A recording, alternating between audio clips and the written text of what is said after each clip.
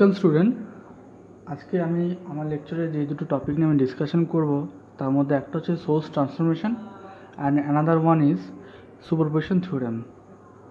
So let's begin. তো তোমরা যেমন দেখতে পাচ্ছ ছবিতে, সেরকম হচ্ছে আমি যেটা দিয়ে স্টার্ট করবো সেটা হচ্ছে source transformation. So what is source transformation, আর বা সোর্স ট্রান্সফরমেশন করে আমরা কী পাবো? ফার্স্ট অফ অল সোর্স জিনিসটাই বা কী?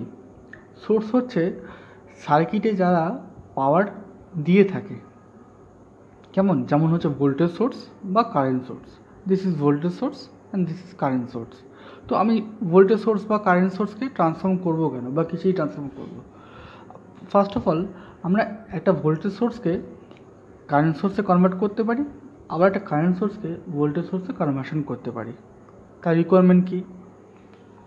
দেখো নিচে এই সার্কিটটা ড্রন আছে, তো এটা হচ্ছে একটা কারেন্ট সোর্স। এই সার্কিটে এটা হচ্ছে একটা ভোল্টেজ সোর্স। তো দেখো এটা কেমন একটা হেটেরোজেনাস টাইপের সার্কিট হয়েছে, একটা কারেন্ট সোর্স হয়েছে, একটা ভোল্টেজ সোর্স হয়েছে। তো আমি যদি এখানেই ধরো এই সার্কিটে দুটো কারেন্ট সোর্স যদি হতো বা দুটো যদি ভোল্টেজ সোর্স হতো, একটা হোমোজেনাস কম্পোজিশন যদি হতো, তো তাহলে দেখো সার্কিট অনেক সিম্পল হয়ে যেত। মানে ধরো দুখানা ভোল্টেজ সোর্স থাকলেও সিম্পল হতো, বা দুখানা কারেন্ট সোর্স থাকলেও সিম্পল হতো। কিন্তু এটা ভোল্টেজ সোর্স কারেন্ট সোর্স করে সার্কিট অনেক কমপ্লেক্স হয়ে গেছে। তার মানে কী বোঝাতে চাইলাম? তার মানে সোর্স ট্রান্সফরমেশন করে আমরা কী করতে পারি? কোনো একটা সার্কিটকে আমি সিম্পলের ফর্মে কনভার্সন করতে পারি। এবার চলে আসো কীভাবে করব। এটা একটা ভোল্টেজ সোর্স আছে, ধরে নিলাম এটা আছে আমার 10 ভোল্ট, ঠিক আছে। আর এই রেজিস্ট্যান্সটা আছে হচ্ছে আমার, ধরে নিলাম 2 ওহমসের resistance.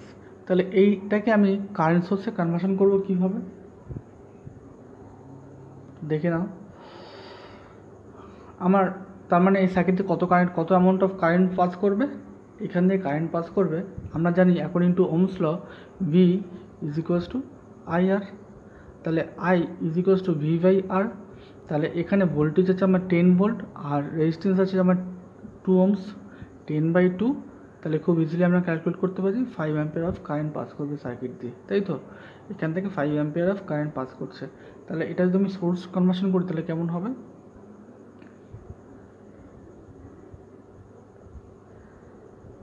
Voltage source is converted into current source,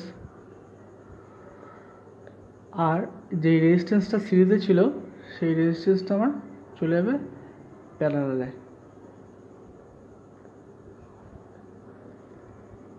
তার মানে এটা 2 ওহমস থাকবে, আর এটা হয়ে যাবে এটা হয়ে যাবে 5 ampere. Clear? Voltage source converted into current source. Current source এরকম টাইপের দেখতে হয়। তো এটা আছে কারেন্ট সোর্স, ঠিক এরকমই দেখতে। তো এই কারেন্ট সোর্সকে আমরা কনভার্সন করব ভোল্টেজ সোর্সে। ধরে নিলাম এটা হচ্ছে আমার 5 অ্যাম্পিয়ার অফ কারেন্ট পাস করছে, এখান থেকে আমার রেজিস্ট্যান্স আছে 2 ওহমস। তাহলে এটাকে কী করে কনভার্সন করব? তাহলে দেখো ভোল্টেজ আমার কত হবে? 10 ভোল্ট। ঠিক এরকম টাইপের দেখতে হবে, খুব ইজি না? This is the most easiest topic in circuit theory. Always voltage সোর্সের সাথে রেজিস্ট্যান্স সিরিজে থাকবে অ্যান্ড কারেন্ট সোর্সের সাথে রেজিস্ট্যান্স প্যারালে থাকবে। এটাই হচ্ছে এই সোর্স ট্রান্সফরমেশন থিওরিটার পোটেনশিয়াল, বা এটাই হচ্ছে ল। ক্লিয়ার হয়ে গেল আমার সোর্স ট্রান্সফরমেশন। ভোল্টেজ সোর্স থেকে কারেন্ট সোর্স, কারেন্ট সোর্স থেকে ভোল্টেজ সোর্স। হোপফুলি তোমরা সবাই খুব ক্লিয়ারলি বুঝতে পেরেছ। তাহলে চলো আমরা নেক্সট টপিকে যাচ্ছি, সেটা হচ্ছে সুপারপোজিশন থিওরেম। সোর্স ট্রান্সফরমেশনের পরে এবার আমার টপিক হচ্ছে সুপারপোজিশন থিওরেম। তো এই সুপারপোজিশন থিওরেমটা কী, বা কোথায় অ্যাপ্লাই হয়, বা কেনই আমরা সুপারপোজিশন থিওরেম করব? দেখো এই নেটওয়ার্কটা তোমরা দেখতে পাচ্ছ, ঠিক আছে। সুপারপোজিশন থিওরেম আমার অ্যাপ্লাইড হবে এমন নেটওয়ার্কগুলোতে যেগুলো linear network, first of all. Second হচ্ছে যেখানে একটার বেশি সোর্স থাকবে। বোঝা গেল? তো এই নেটওয়ার্কে আমি যেটা এঁকেছি, একটা ভোল্টেজ সোর্স এঁকেছি, একটা কারেন্ট সোর্স এঁকেছি। ইট মে বি ডিফারেন্ট, একটা ভোল্টেজ সোর্স আর একটা কারেন্ট সোর্স নাও থাকতে পারে, তার জায়গায় দুখানেই ভোল্টেজ সোর্স হতে পারে, দুটোই কারেন্ট সোর্স হতে পারে, ভোল্টেজ কারেন্ট হতে পারে, কারেন্ট ভোল্টেজ হতে পারে, দুটোর জায়গায় 4টে সোর্স হতে পারে, 5টা সোর্স হতে পারে, এন নাম্বার অফ সোর্স হতে পারে। Main thing is superposition theorem যেখানে যেখানে অ্যাপ্লাই হয় সেখানে নেটওয়ার্কটা লিনিয়ার নেটওয়ার্ক হতে হবে আর এন নাম্বার অফ তোমার সোর্সেস থাকতে হবে। তো basically what is superposition theorem? Superposition theorem কী বলছে যে এই ব্রাঞ্চ দিয়ে যে কারেন্টগুলো ফ্লো করছে সেগুলো হচ্ছে ইন্ডিভিজুয়ালি একটা সোর্সের একটা, এই ধরো আমি এই পয়েন্ট বলেছি, তাহলে এর যা এফেক্ট প্লাস এর এফেক্ট। এবার একটু ক্লিয়ারলি খুলে বলি। ধরো এটা R1 রেজিস্ট্যান্স আছে, এটা R2, এটা R3 দেখা আছে। তো আমি ধরলাম যে এই পয়েন্টে কত অ্যামাউন্ট অফ কারেন্ট পাস করছে। আমি যদি একে অফ করে দিলাম, মানে আমি ধরলাম যে সার্কিটে এ নেই এখন, তো নেই ধরে আমি যদি ক্যালকুলেট দেখি তাহলে দেখবো যে এখান থেকে ধরো I1 কারেন্ট পাস করছে, এখান থেকে I2 কারেন্ট পাস করছে, এখান থেকে I3 কারেন্ট পাস করছে, এটা পেলাম। এবার নেক্সট টাইম আমি কী করবো, একে সরিয়ে দেবো, ভাববো যে এ নেই। এবার এর এফেক্ট আমি দেখলাম যে এর জন্য এখান থেকে ফ্লো করছে I3 ড্যাশ, এখান থেকে ফ্লো করছে I2 ড্যাশ, আর এখান থেকে ফ্লো করছে I1 ড্যাশ। ঠিক আছে, তাহলে আমি দেখো ইন্ডিভিজুয়ালি এই ভোল্টেজটার জন্য একটা এফেক্ট পেলাম, সেটা হচ্ছে I1, এই কারেন্ট সোর্সের জন্য একটা এফেক্ট পেলাম, সেটা হচ্ছে I1 ড্যাশ। তাহলে এই পয়েন্টে আমার এফেক্টটা কী হবে? এই পয়েন্টে এফেক্টটা দেখো, তাহলে কী পাবো? এই পয়েন্টে এফেক্টটা দেখো, এই কারেন্টটা দেখো এইদিকে মুভ করছে, এই কারেন্টটা এইদিকে মুভ করছে, তাহলে এই পয়েন্টে এফেক্ট পাবো কি? এই পয়েন্টে আমি যদি এই কারেন্টটা টোটাল দুটো কারেন্টের নাম দিলাম, যদি I দিলাম I, তাহলে এইখানকার এফেক্টটা পাবো কি? I1 minus I1 dash. ঠিক আছে, আমি প্রত্যেকটা ইন্ডিভিজুয়ালি তার এফেক্টটা পাবো, মানে এর ইন্ডিভিজুয়াল এফেক্ট কী হলো, এর ইন্ডিভিজুয়াল এফেক্ট কী হলো, এবার তার সামেশান যেহেতু উল্টো দিকে আছে সেটা মাইনাস দিয়েছি। এবার কিন্তু দেখো এই দিকে আমি যদি এটার নাম দিলাম IA কারেন্ট, তো এই কারেন্টটা কী হবে? IA is equals two I3 dash plus I3। কেন? দুটো দেখো সেম দিকে পাস করছে, বোঝা গেল? সেম করে আমি এটারও পাবো। তার মানে সুপারপজিশন থিওরেম কী বলছে ইন্ডিভিজুয়ালি কোনো একটা পয়েন্টে আমি যদি তার কারেন্ট বার করতে চাই, তার ইন্ডিভিজুয়াল পয়েন্টে ইন্ডিভিজুয়াল সোর্সের জন্য যে সমস্ত এফেক্টগুলো পাচ্ছি সেই এফেক্টগুলো সামেশন। যেমন ইন্ডিভিজুয়াল সোর্স, এই শুধুমাত্র এই সোর্সটার জন্য আমি কী পেলাম? I1 dash. শুধুমাত্র এই সোর্সটার জন্য আমি কী পেয়েছি? এইটার জন্য পেয়েছি I1, এটার জন্য পেয়েছি I1 ড্যাশ। এবার দুটো সামেশন করলে আমি পেলাম আছে I1 মাইনাস I1 ড্যাশ, বা এটার জন্য কী পেয়েছি? I3 dash plus I3। Individual এফেক্টগুলো আমি পেয়েছি, তাই তো? ক্লিয়ার? তো এবার আমরা কীভাবে করব, তো তার প্রসিডিওরগুলো কি আমি আস্তে আস্তে দেখাচ্ছি। তো আশা করি সুপারপজিশন থিওরেমটা বুঝতে পেরেছি। তো এবার চলে আসো এর প্রসিডিওর কী করে আমি অ্যাপ্লাই করব। তো এই সার্কিটের ক্ষেত্রেই দেখাচ্ছি। তো এই সার্কিটের ক্ষেত্রে দেখার সুবিধা হবে, কারণ এখানে একবার বলা হয়ে যাবে, যেহেতু ভোল্টেজ সোর্স আর কারেন্ট সোর্সে কিছু ডিফারেন্ট আছে। ধরো যখন আমি শুধুমাত্র এই সোর্সটার জন্য ধরবো, এই সোর্সটার জন্য ধরবো না, তখন আমি কি করব? যেহেতু এটা কারেন্ট সোর্স আছে, কারেন্ট সোর্সকে আমরা ওপেন করে দেবো। কারেন্ট সোর্সকে অলওয়েজ ওপেন করে দেবো, ঠিক আছে? কারেন্ট সোর্সকে ওপেন করে তারপর আমি ইন্ডিভিজুয়াল ব্রাঞ্চে কারেন্টগুলো বার করব, ঠিক আছে? যদি ভোল্টেজ সোর্স হয় তাহলে কি করব? ভোল্টেজ সোর্সকে অলওয়েজ আমরা শর্ট করব, এটা ওপেন সার্কিট। আর ভোল্টেজ সোর্সকে আমরা সবসময় শর্ট করব, ঠিক আছে? এবার যদি কোনো ভোল্টেজ সোর্সে ইন্টারনাল রেজিস্ট্যান্স থাকে, ধরো ইন্টারনাল রেজিস্ট্যান্স আছে, তাহলে তাকে কী করব? তাহলে সেই ভোল্টেজ সোর্সকে আমি ইন্টারনাল রেজিস্ট্যান্স দিয়ে রিপ্লেস করব। বোঝা গেল প্রসিডিওরগুলো কী কী? ফার্স্ট স্টেপ, আমি কী ধরনের সোর্স আছে দেখব। যদি কারেন্ট সোর্স থাকে সেই সোর্সটাকে আমি ওপেন করে দেবো, ঠিক আছে? সেকেন্ড স্টেপ, যদি আমার ভোল্টেজ সোর্স থাকে, বা সেকেন্ড টাইম আমি বলছি, যদি আমার ভোল্টেজ সোর্স থাকে তাহলে সেটাকে আমি শর্ট করে ক্যালকুলেট করব। আর যদি ভোল্টেজ সোর্সের মধ্যে ইন্টারনাল রেজিস্ট্যান্স থাকে তাহলে ইন্টারনাল রেজিস্ট্যান্স রিপ্লেস করব। তো এবার এটা নিউমেরিক্যাল করলে আমাদের খুব ইজিলি তোমরা বুঝতে পারবে। চলো এটা নিউমেরিক্যাল করে দেখি। তো এই নিউমেরিক্যালসটা যে আছে এটা এখন আমরা সলভ করবো। দেখো নিউমেরিক্যালসে কী বলছে find the current through each resistance using superposition theorem. ঠিক আছে, তো আমরা একে এখন সলভ করতে থাকবো পরপর। তো এই নেটওয়ার্কটা দেখো আগের নেটওয়ার্কের মতোই, কিন্তু এখানে দুখানেই ভোল্টেজ সোর্স আছে। ঠিক আছে, তো যেহেতু দুখানে ভোল্টেজ সোর্স আছে সেই জন্য আমরা সুপারপজিশন থিওরেম অ্যাপ্লাই করতে পারবো। তো চলো আমরা স্টার্ট করি। ফার্স্টে হচ্ছে কেস ওয়ানের ক্ষেত্রে কী করব, আমি বলেছিলাম কি ইন্ডিভিজুয়ালি আমি এফেক্টটা ধরবো। তো আমি এখন ফার্স্টে E1-এর এফেক্টটা ধরবো, E2টাকে বাদ দিয়ে দেবো।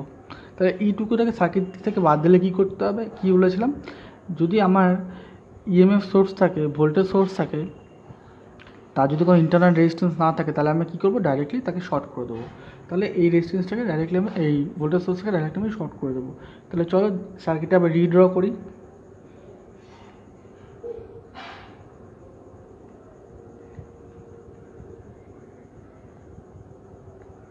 অ্যাজ ইট ইজ সব সেম থাকবে, শুধুমাত্র এই ইএমএফের এই জায়গাটা আগে এটা কেটে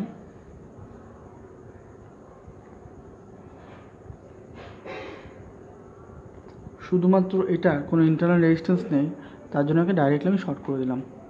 ক্লিয়ার? এটা আমি শুধুমাত্র এবার এটার এফেক্টটা চেক করতে পারবো। তাহলে এটার কত আছে, 120 ভোল্ট, এটা আছে আমার 20 ওহমস, এটা আছে আমার 40 ওহমস, এটা আছে আমার 30 ওহমস। তাহলে এবার আমি নাম দিয়ে দিই। এটা নাম দিলাম ধরো আমি I1 ড্যাশ, এটা নাম দিলাম ধরো I2 ড্যাশ, এটার ধরো নাম দিলাম I3 ড্যাশ। এবার এই কারেন্টগুলো নাম দিচ্ছি I1, এটার নাম দিচ্ছি আমি I2, এটার নাম ধরে দিলাম আমি I3। ঠিক আছে, তাহলে চলো এবার স্টার্ট করি। তাহলে এবার আমি ক্যালকুলেট করতে হবে, ফার্স্ট হচ্ছে I1-কে ক্যালকুলেট করতে হবে। I1-এর ভ্যালু কত, তো I1 is equals to V by R total, তাই তো এই কারেন্টটা কী হবে, ভি বাই আর টোটাল। তাহলে এখানে আর টোটালটা কী আছে, এই দুটো রেজিস্ট্যান্স প্যারালালে আছে, তার সাথে সিরিজে আছে, তাই তো। তাহলে এবার আর টোটালকে ক্যালকুলেট করব। আর total is equals to 20 plus 40 parallel with 30, তাই তো। ঠিক আছে, তাহলে সেটা করলে আমরা কত পাবো,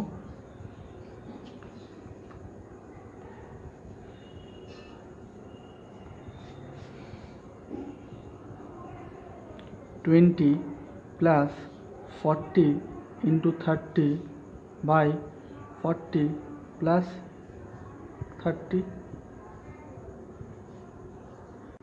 তো এটাকে সলভ করলে কি পাবো, 20 প্লাস এটাকে সলভ করলে আমরা পাবো 17.1। তাহলে সেটা হচ্ছে টোটাল তোমার 37.1 ওহমস। তাহলে আমি রেজিস্ট্যান্সের ভ্যালু পেয়ে গেলাম 37.1 ওহমস। এবার তাহলে আমার কারেন্টের ভ্যালু কত হবে, তাহলে I1 dash is equals to V হচ্ছে 120 ভোল্ট বাই তোমার এখানে আছে 37.1 Ohm's. So 120 divided by 37.1, that makes 3.23 ampere, right? তো আমরা I1 পেয়ে গেলাম।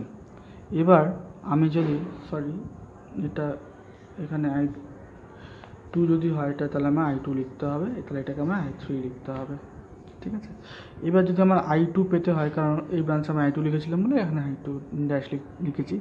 এবার যদি আমার I2 বা I3 পেতে হয় তাহলে আমার কারেন্ট ডিভিশন রুল ইউজ করতে হবে। কেন, এই কারেন্টটা দেখো এই পয়েন্টে আর এই পয়েন্টে, এই দুটো পয়েন্টে ব্রাঞ্চ হয়েছে, তাই তো। তাহলে এখানে আমার কারেন্ট ডিভিশন রুল ইউজ করতে হবে। তো কারেন্ট ডিভিশন রুল তোমরা যদি না জানো তাহলে আমার আগে একটা ভিডিও আছে, সেখান থেকে দেখে নেবে।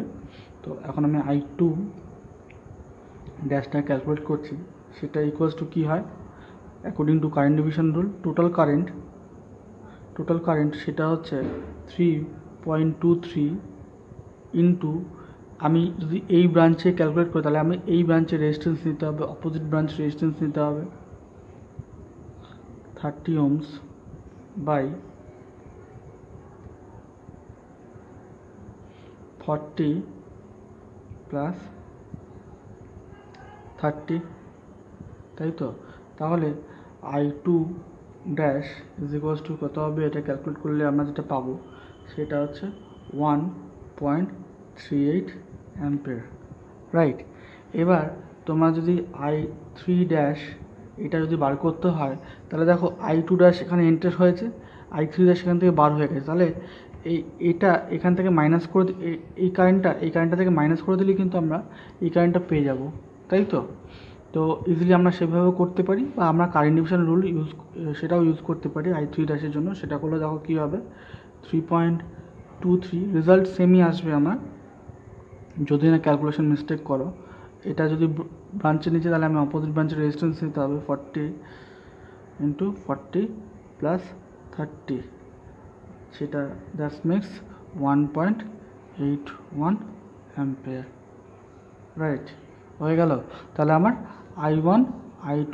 I1 dash I2 dash and I3 dash bar হয়ে গেছে। এবার আমার নেক্সট স্টেপস হচ্ছে এইটা দিয়ে আমার করা হয়ে গেছে। এবার আমার নেক্সট স্টেপ হচ্ছে এটা থেকে করা। তাহলে সেটা আমি কীভাবে করব, চলে আসো। ফার্স্ট কেস আমার সলভ পেয়ে গেছি, এবার আমি নেক্সট কেস করব। নেক্সট কেসে কি বলছে, কেস নাম্বার 2। কেস নাম্বার 2তে আমি কী করব, কেস নাম্বার 2তে আমি করব এইটাকে ব্লক করে দেবো, এটাকে ওপেন করব সেম ওয়েতে। তাহলে চলো সার্কিটটা একবার এঁকে নিই। সেম সার্কিটই আঁকবো, মানে আমার রেজিস্ট্যান্স নেটওয়ার্কটা সেম থাকবে, শুধুমাত্র এবার এটাকে ওপেন করব।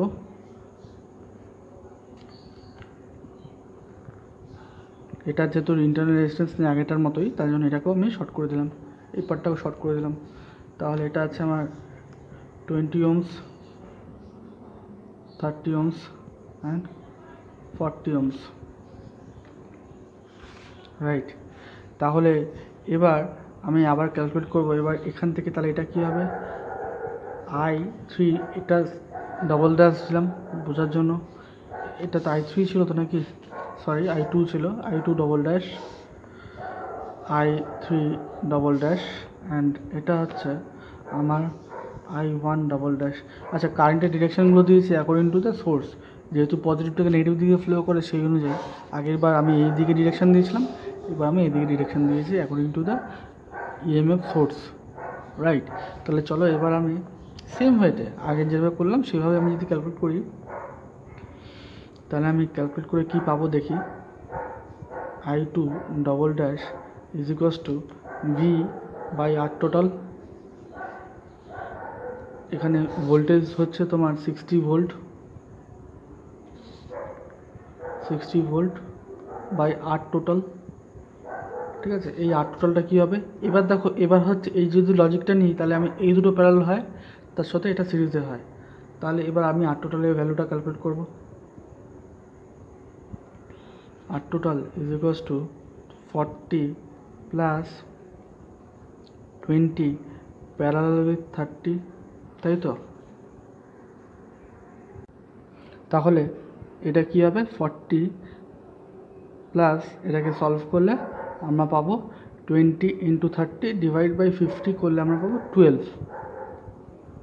একবারে করে নিলাম, তোমরা ভেঙে ভেঙে করবে যদি না বুঝতে পারো। তাহলে এটা হবে 52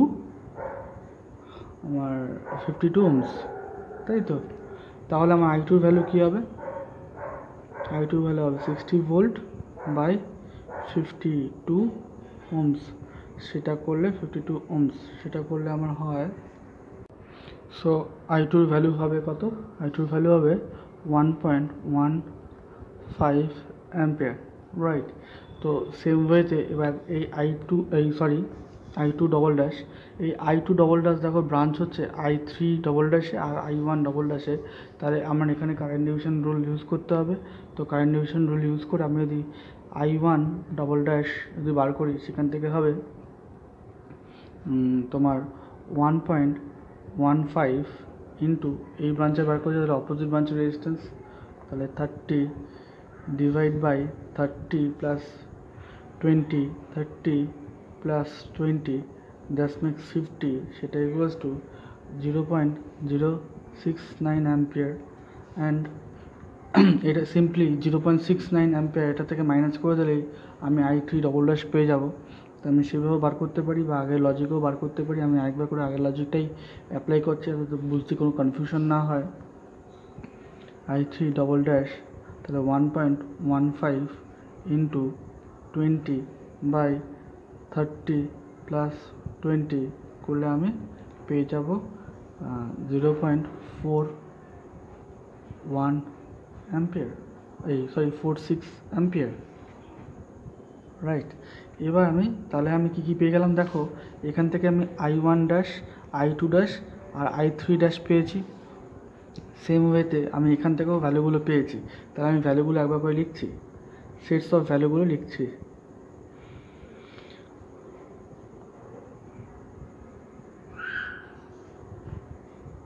I1 dash is equals two পেয়েছি আমি 3.23 অ্যাম্পিয়ার। I1 ডবল ড্যাশ পেয়েছি আমি 0.69 অ্যাম্পিয়ার।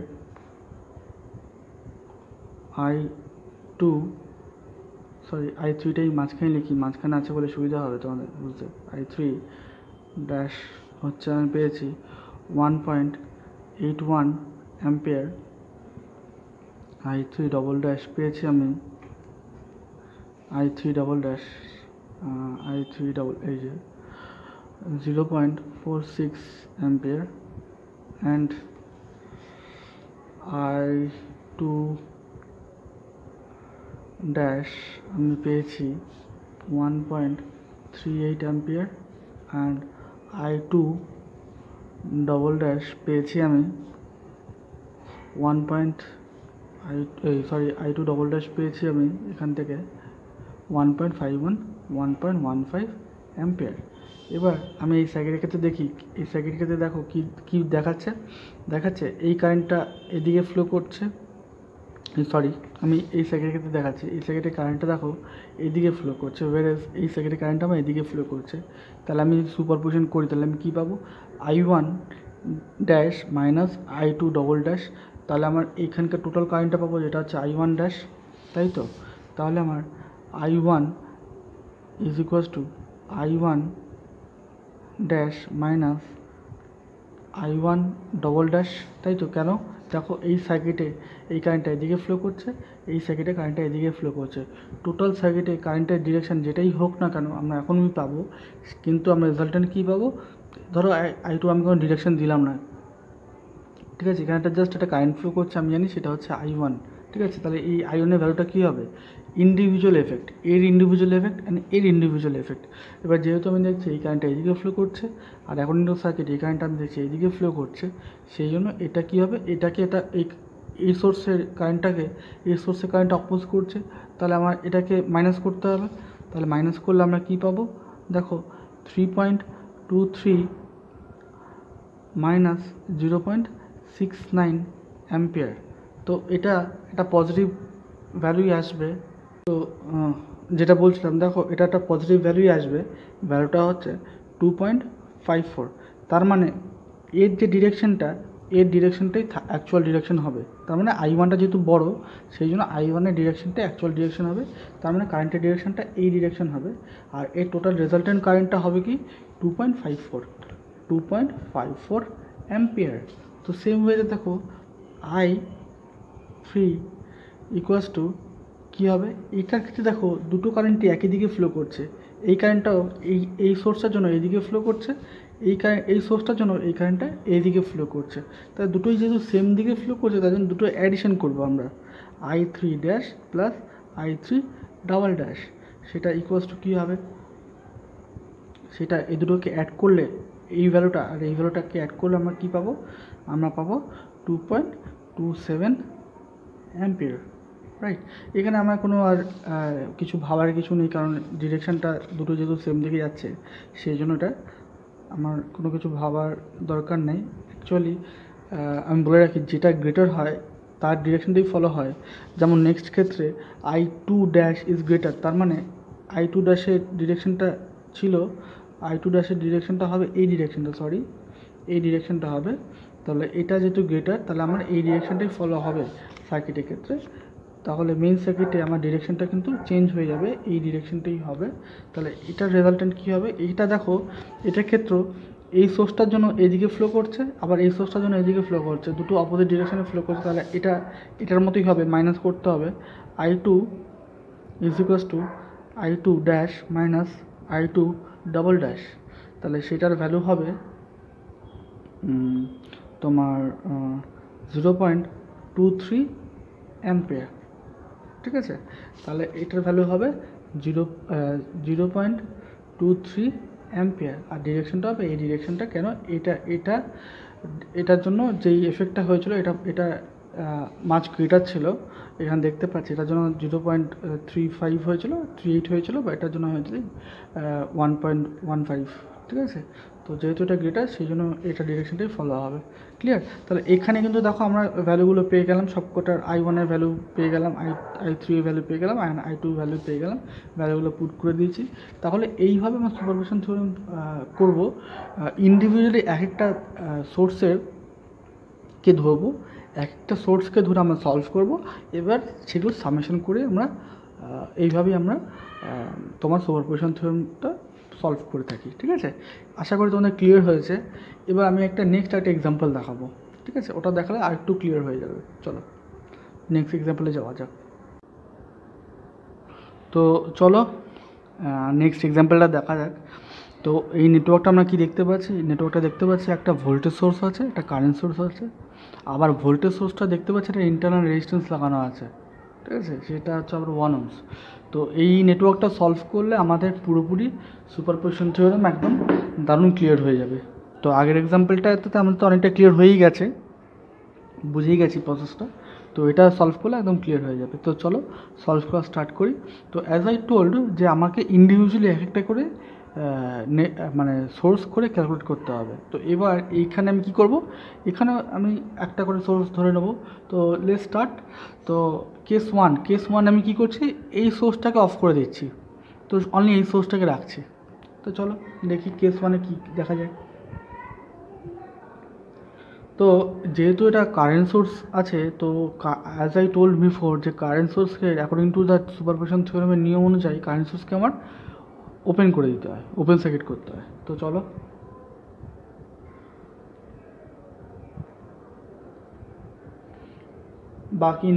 বাকি যে রেজিস্ট্যান্সের নেটওয়ার্ক থাকছে সেটা সেমই থাকছে, শুধুমাত্র কারেন্ট সোর্সটাকে আমি ওপেন করে দেবো।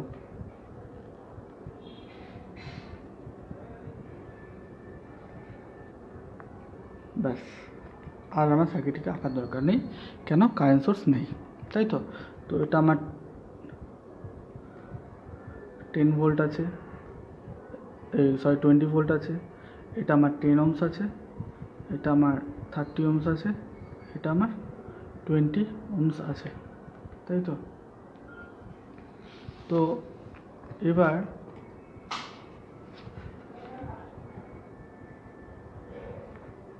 আমি যখন সলভ করব, তো তখন দেখো আমার এই পার্টটা তো ওপেন, তাহলে কারেন্ট আমার এদিকে তো এই পার্ট দিয়ে কোনো কারেন্ট ফ্লো করছে না, কারেন্ট অনলি ফ্লো করছে এই ব্রাঞ্চে দিয়ে, আর কোথাও থেকে কারেন্ট ফ্লো করছে না, তাই তো। তাহলে এই ব্রাঞ্চে যদি কারেন্ট ফ্লো করে, এই রেজিস্ট্যান্সের মধ্যে কোনো কারেন্ট ফ্লো করছে না, এই সাইডটা ওপেন আছে, তাহলে দেখো এটা একটা পুরো সিরিজ সার্কিট হয়ে গেছে, কি 10 ohms আর 20 ohms একটা সিরিজ সার্কিট হয়ে গেছে। তাহলে এখান থেকে যে ধরো আমি এবার নামগুলো দিচ্ছি, ধরো এটার নাম দিলাম I1 ড্যাশ, এটার নাম দিলাম ধরো I3 আর এটার নাম দিলাম ধরো I2, ঠিক আছে। তো আমি ডিরেকশনটা এটা দিয়ে দিয়েছি, অ্যাসাম্পশন করে দিয়ে দিয়েছি যে ডিরেকশন পরে দেখা যাবে কী হবে, ঠিক আছে। তো এখান থেকে দেখো আমি দেখতে পাচ্ছি I1 ফ্লো করছে, ঠিক আছে। আর এখান থেকে দেখতে পাচ্ছি আমি I3 এগুলো ড্যাশ দিয়ে দিই, I3 ড্যাশ দিচ্ছি, এটা থেকে ধরো I2 ড্যাশ দিচ্ছি। তো সার্কিটটা দেখেই বোঝা যাচ্ছে I2 dash is equals two 0। কেন? এটা ওপেন আছে, এখান থেকে কোনো I2 ড্যাশ ফ্লোই করছে না। তো আমি লিখিয়ে দিই ডাইরেক্ট একদম I2 dash is equals two 0। আরেকটা জিনিস কী দেখতে পাচ্ছি, এই যে I1 which is equals two I2, I3 dash. কেন? এই সেম কারেন্টটি এইটা যেটা ফ্লো করছে এটা সেম কারেন্টটি এখান থেকে ফ্লো করছে।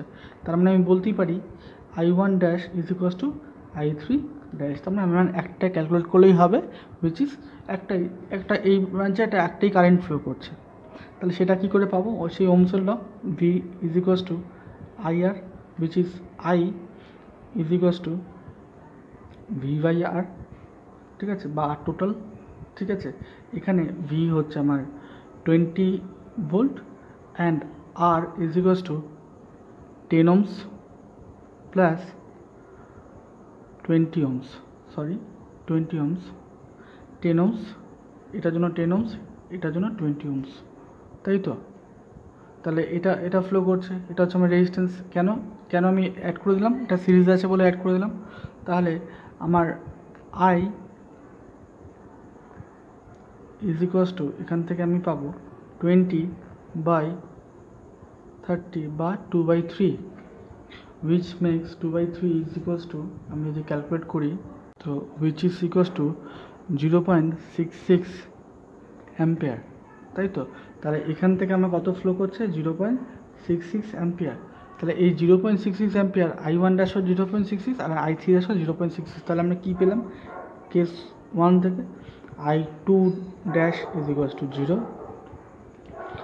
I1 dash is equals two 0.66 ampere and I3 dash which is also 0.66 ampere, right. এবার চলে আসি আমরা কেস 2তে, ঠিক আছে। কেস 2তে আমরা কী করব? কেস 2তে আমরা এই সোর্সটা ধরবো আর এই সোর্সটা অমিট করে দেবো। কিন্তু একে ডাইরেক্ট এখন শর্ট করলে হবে না। কেন? একে রিপ্লেস করতে হবে। এর একটা ইন্টারনাল রেজিস্ট্যান্স আছে, এই ইন্টারনাল রেজিস্ট্যান্সে রিপ্লেস করতে হবে। তাহলে সার্কিটটা দেখি কী হবে। কেস 2,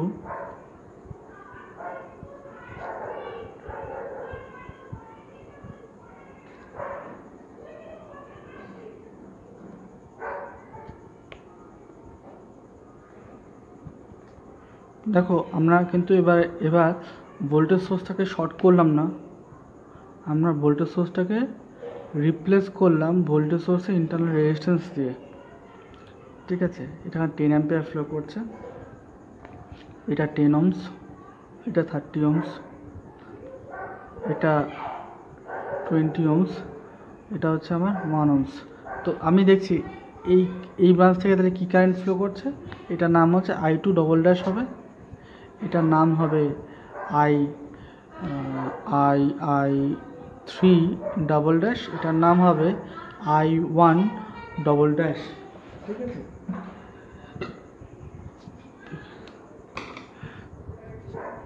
ভোল্টেজ সোর্সটা রিপ্লেস করলাম আমি শুধুমাত্র এই 1 ohms রেজিস্ট্যান্সের, এটা ইন্টারনাল রেজিস্ট্যান্স, ক্লিয়ার। তাহলে এবার আমি ক্যালকুলেট করছি, দেখো I2 ডবল ড্যাশ তো আমি পেয়েই গেছি, এটা হচ্ছে আমার 10 ohms, এই 10 অ্যাম্পিয়ার। I2 ডবল ড্যাশ পেয়ে গেলাম, এখান থেকে একটা 10 অ্যাম্পিয়ার বোঝাই যাচ্ছে। তাহলে এবার এই 10 অ্যাম্পিয়ারটা এই ব্রাঞ্চে আর এই ব্রাঞ্চে ব্রাঞ্চ হচ্ছে, তাই তো। তাহলে সেম আমি কারেন্ট ডিভিশন রুল ইউজ করব।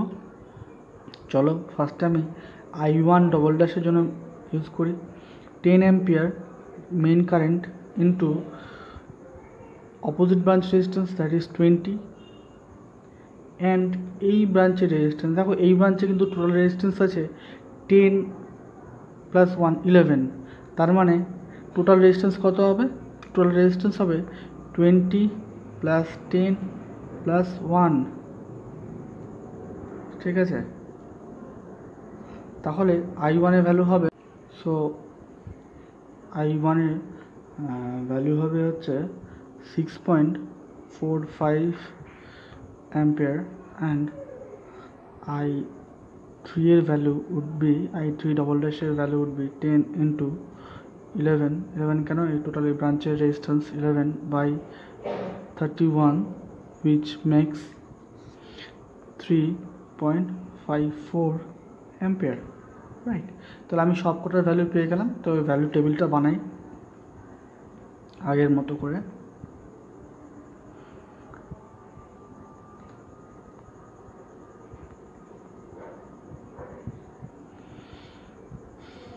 I1 dash is equals to 0.66,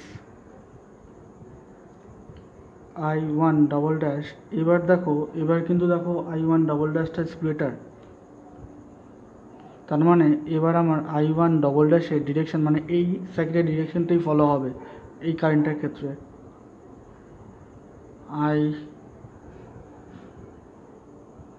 I2 dash ছিল 0 অ্যান্ড I2 ডবল ড্যাশ হচ্ছে 10 অ্যাম্পিয়ার। তো এই ক্ষেত্রে আমি দেখছি এটা গ্রেটার, তার মানে এই ডিরেকশনটাই ফলো হবে সার্কিটের মধ্যে। অ্যান্ড I3 ড্যাশ ইজ, এটার তো কোনো ডিরেকশন সার্চ কিছু নেই, কারণ এটা দুটোই সেম দিকে ফ্লো করছে, দুটোরই সেম ডিরেকশানে। এটার জন্য আমার এই ডিরেকশানে ফ্লো করছে, এটার জন্য আমার এই ডিরেকশানে ফ্লো করতে, আমার এই ডিরেকশানেই ফ্লো করবে। তার মানে এটার হচ্ছে 0.66 ছিল, কেন এটার সাথে এটা সেম ছিল। And I3 double dash is 0.54, এগুলো সব অ্যাম্পিয়ারে। হ্যাঁ, তো এবার আমি ভ্যালুসগুলো বার করি। তো I1 which is equals to I1 minus I1 double dash, I1 dash minus I1 double dash. তার কারণ হচ্ছে সেম আগের বার, এই সার্কিটের জন্য আমরা দেখছি কারেন্টটা এদিকে ফ্লো করছে, and for this current is moving in the opposite direction of I1 double dash. তার জন্য যেহেতু অপোজ করছে সেই জন্য মাইনাস সাইন হবে, কিন্তু ডিরেকশনটা এখানটা ফ্যাক্টর হয়ে গেল। 0.66 মাইনাস 6.45, এই ক্ষেত্রে আমি তোমাদের বলেছিলাম যে গ্রেটার হবে তার ডিরেকশনটাই ফলো হবে, তার মানে এই সার্কিটের ডিরেকশনটা ফলো হবে। তার মানে সার্কিটের ডিরেকশনটা, এই ডিরেকশনটা যেটা এঁকেছিলাম সেটা হবে না, ডিরেকশন উইল বি চেঞ্জ হয়ে ডিরেকশনটা এই দিকে হবে, কারণ এটা ডিরেকশন ফলো হচ্ছে, তাই তো।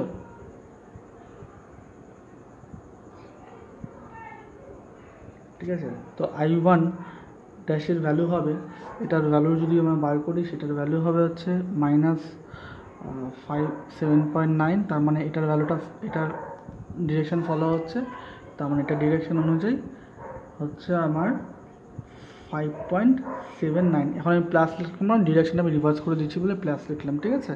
তো I2 is equals two I2 dash minus I2 double dash which is equals to 0 minus 10 which is minus 10 ampere।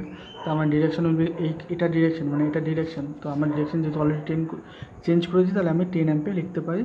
আর এটার জন্য দেখো দুটোই আমার সেম ডিরেকশনে ফ্লো করছে, এর জন্য এই ডিরেকশনে, এটার জন্য সেম ডিরেকশনে। তো I3 direction will be same direction as the circuit direction given, সেটা হবে I1 dash plus I3 double dash, কারণ দুটোই সেম ডিরেকশনে ফ্লো করছে। তো আমরা এখান থেকে যেটা পাবো সেটা হচ্ছে এই দুটোকে অ্যাডিশন করলে আমরা পাবো তোমার 4.2 অ্যাম্পিয়ার। এটা তাহলে আমি পাচ্ছি 4.2 অ্যাম্পিয়ার, রাইট। এইভাবে আমি প্রত্যেকটা ভ্যালুগুলো পেয়ে গেলাম। তো in this way superposition theorem আমরা করে থাকি, ঠিক আছে। তো দুটো এক্সাম্পল দিয়ে আমি তোমাদের বোঝালাম, আশা করি তোমাদের সুপারপজিশন থিওরেম পুরোপুরি ক্লিয়ার হয়ে গেছে। এরপরও যদি ডাউট থাকে আমাকে নিচে কমেন্টে গিয়ে তোমরা কমেন্ট জানাতে পারো। তো তারপর আমি তোমাদের অবশ্যই হেল্প করবো বা কমেন্টে রিপ্লাই দেবো। Thank you.